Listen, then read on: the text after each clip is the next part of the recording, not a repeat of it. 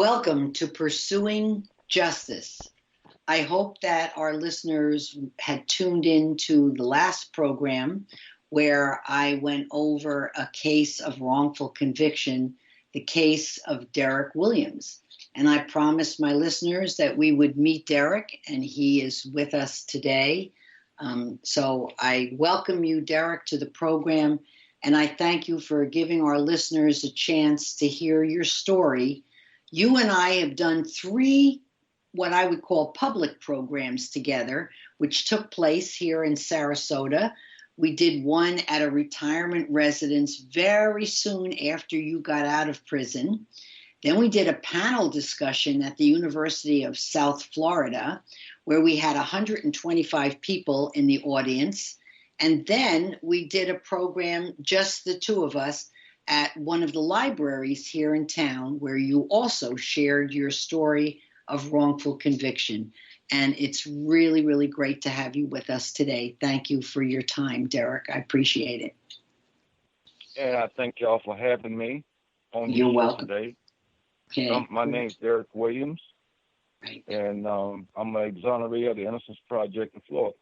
Yes, And you I are. want to share my story with Harriet. So if you have any questions. Okay. Yes, I do. I sure do.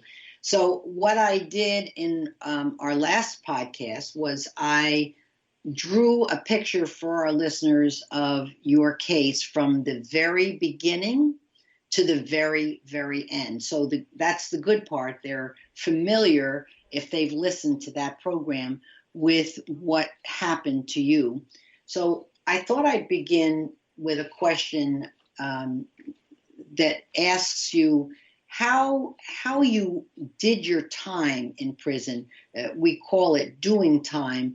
And that really means, how did you use your time or spend your time knowing full well that it was time that you should not have been doing, but there was nothing you could do about it then? So how did you do your time, Derrick, in prison? I did my time when I first went in there. I knew that a change had to come, and the only change that came was through our Lord and Savior, Jesus Christ. So I went through this Horizon program and spent time there into the Word of God. And also there's this rehabilitation center that's called Pride Industries in there.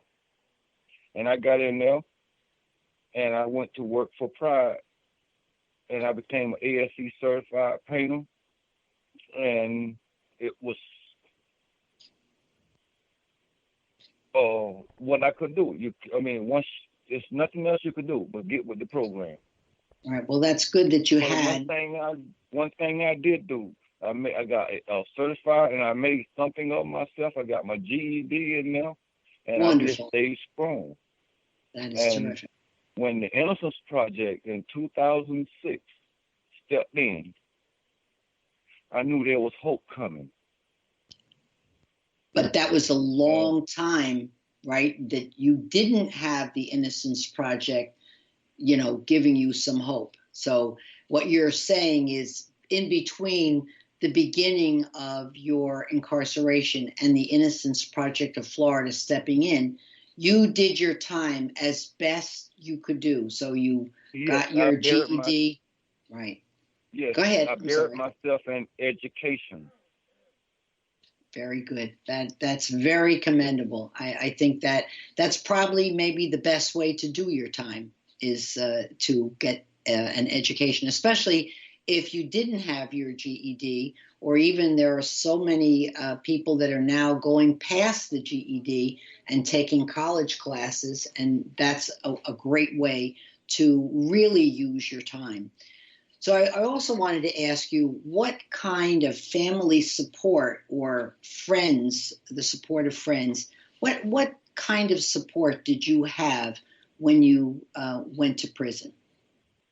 My family support from my mother-in-law, Miss Jeanette and Woodrow Edwards, to my mom and dad, Willie James, to all my brothers and sisters and my nieces and nephews. Everybody was supported me through all of that because of the fact that everybody knew where I was. It was I don't know how I got caught off into this, but my whole family stuck with me through the whole thick and thin. That's wonderful. They came to visit. They sent money. They did package permits. They did everything. That's what I was going to ask you. Packages, visits, telephone calls, all of that is vital, is it not, Derrick? It's yes, everything. It is vital. One thing is vital is that if you just get a card from somebody, it don't have to be money. It can just say, "I love you," thinking about you. Right. That's great. Who was at home during your incarceration? In other words, what family members were in your immediate family when you left for prison? I was with my mom and dad. Oh, okay. You were with your mom and dad. Oh, I don't think I realized that. And but you also had a son, right? Yes. And how old was he at the time? He was 11 when I went in. He was 11. Okay, so then yes. You do the math and you add 18 to that and realize so much time went by. He was just a small child, and 18 years later, he was a grown adult. A lot of years went by. Did you get a chance to see much of him? Was he allowed to come to visit you at the prison? No. We just kept in contact through his mom, Yvonne, and pictures and on the telephone because I didn't want nobody to see me in that. I didn't want him in there with see me like course. that. Understood. Earlier but in the... I can tell you that when I came home, he was 27 years old. That's right. And he the one picked me up. I rode home with him from prison. Oh, did you? And it was April 4th that I left the penitentiary. And April 5th was his birthday. Oh, what a great birthday gift. That's fantastic. All right. Well, you talked about visits and what I wanted to talk about, and I think I'm going to talk a little bit more about it with your niece, who's going to be my next guest for the next podcast, in terms of what kind of impact does prison have on everyone in the family, but particularly the children. Can you speak to that, Derrick? What impact it has? Yes, and I would be glad to. It tears a family apart because when you go home so long and you knew how your family was before, the cookouts and everything, and you come back and it's no more. Everybody grown. Yeah. There's new kids, grandkids. You don't even know nobody no more. That's right. Yeah. Just the older ones. Yeah. Yeah, it does. It takes a toll on a person.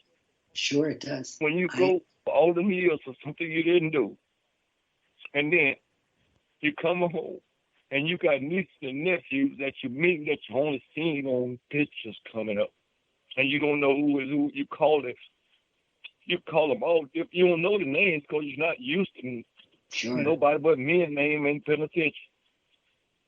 All these new names that they have out here, we can't identify with that. Yeah. And I'm still stuck because it ruined my life. Yeah, of course. It has to. And I was saying before that when you are sentenced, the family is really sentenced as well. It's a double-edged sword. Yeah, it's not just you that goes to prison. The impact is very, very great, and also very long in terms of time, even after you're out of prison. And we'll talk about that in just a few. So, in terms of visits, often in prisons across the country, they move people from place to place. Were you moved from one prison to another, or did you remain at one facility the whole time? I was fortunate that I was at, like I had mentioned before, Yes. that I was at this prior facility in Daytona Beach, and I was the technician. I was the head guy, and we was ASC certified, and I taught these guys, and we painted fire trucks for the state. We did state, city, county work, so they left us there to benefit all these other the counties and states. I see. The only time I got moved from Daytona was when an inmate had killed the officer and at Pride. So they said all us long timers with sex offenses had to go. Oh, and where did you go? I went to Hardy. Hardy, right? Okay, and how long a period of time were you at the Daytona facility? How many years? Daytona, I went in there. I got there in 1994, and I left in 2010, and went to Hardy. And by that time, I had already took my DNA test and all of that stuff, and I was see. just waiting. Just waiting, yeah. But so I was only at Hardy for like maybe not even a year, or right at a year, 11 months. But when you think about where Daytona is, it's hours from here. So this is another thing that the family has to deal with, is often they put someone very, very far away, so that it is a tremendous hardship to visit. It is not easy. It is not easy at all. Yeah. So that's another very difficult challenge for a family. Now, I wanted to ask you, how did your sister-in-law, who contacted the Innocence Project of Florida, how did she learn about the project? It's back to this family love that I had, and she is my sister-in-law, and she's family, and she's very religious, Brenda Williams. Mm-hmm. And Brenda was, from the day I went in, she was seeking help. She just kept calling all organizations, all kinds of organizations. Because she said, I know my brother ain't do that. My brother-in-law ain't do that. She said, who can help? And then people came up, some lawyers came up with money and stuff, so she finally got hold to the Innocence Project. And so she wrote to them, and then what was the next step after she wrote to them? When did you hear from them? They got hold to me. I got a letter from the Innocence Project saying, we've been in contact with your sister-in-law, Brenda Williams, about your case.